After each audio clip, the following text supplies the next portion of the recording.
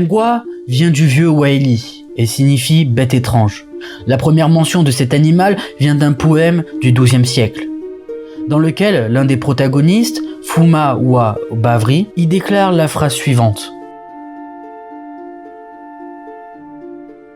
Ce qui signifie en français « Je m'enfonce dans la forêt pour y être mangé par la bête étrange ».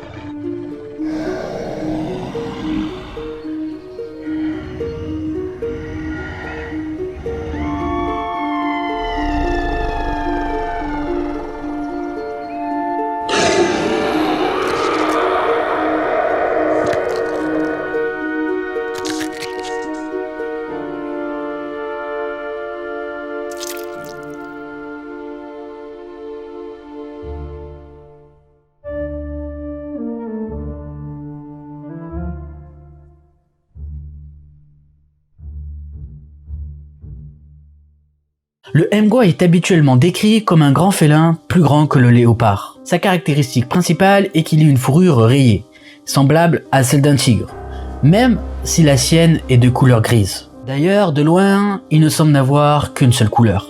On dit même que pendant ses repas, il ronronnait. Le mâle fait 1m70 de long, avec une queue de 90 cm, pour un poids d'à peu près 120 kg. Bien que nettement plus grande, ses empreintes ressemblent à celles des léopards. Le premier témoignage des colons blancs qui disent l'avoir aperçu date de 1900. C'est en 1922 qu'il va vraiment se faire connaître, quand en Tanganyika, la Tanzanie moderne, lorsque les autochtones vont rapporter des enlèvements de femmes, d'enfants et même de valeureux guerriers. Le scénario est toujours le même. À la tombée de la nuit, on entend des rugissements lugubres proches des villages. Et à l'aube, on constate des traces de lutte avec des corps déchiquetés. Certains cadavres tiennent même dans leurs mains des touffes de poils grises qui ne correspondent à aucun lion. Le premier Européen qui récolta des indices probants sur l'existence de la bête est le naturaliste britannique Frank Lane. Une série d'événements survenus dans certains villages de pêcheurs sur la côte de Tanganyika eurent pour effet de transmettre le Mgwa du royaume de la fantaisie indigène à celui de rapports gouvernementaux.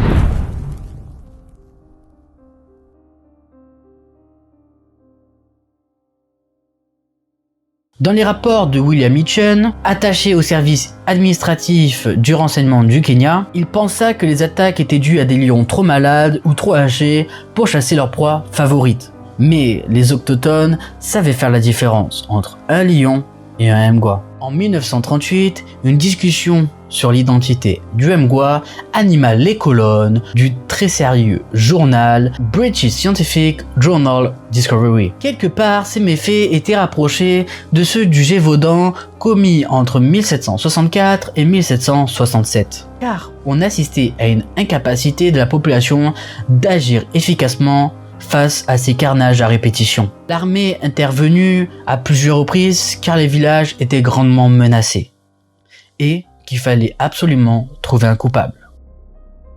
Mais rien n'en est sorti, si ce n'est la déclaration du chasseur professionnel Patrick Bowen en 1964 dans son livre La parade des animaux qui déclara avoir suivi les traces du Mgwa. Ces traces selon lui faisaient penser à celles d'un léopard à la taille d'un lion et avec un très mauvais caractère. Une autre hypothèse serait la méprise avec les membres d'une secte animiste, comme celle des Agnotas qui parfois se déguisaient en léopard pour aller attaquer d'autres hommes. Une société secrète qui a semé la terreur en Afrique de l'Ouest dans les années 1940. Revêtus d'une peau de léopard ou d'un costume singeant la robe du fauve, ses membres en pensaient en acquérir la puissance, puis attaquer et lacérer les villageois avec des griffes en métal qui occasionnaient d'atroces blessures. Les scientifiques qui croient à l'existence du Mgwa pensent qu'on a affaire à une nouvelle espèce de félin très rare ou alors à une sous-espèce du léopard qui serait plus grand que la taille standard. Le cryptozoologue Bernard Euveland croit de son côté qu'il pourrait s'agir d'une espèce plus grande de chat doré d'Afrique, qui possède parfois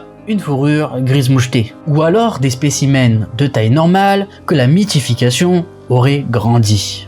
D'après les traces répertoriées justement, ainsi que les touffes de poils récoltées sur le cadavre de ses victimes, nous serions en présence d'un chatabi, autrement dit tigré, que le zoologue belge Bernard Heuvelman rapprochait d'une taille gigantesque du chat doré d'Afrique, En tout cas, il y a une certitude, l'animal est dangereux pour l'homme. Le mgwa est un cas unique, peut-être un félin unique.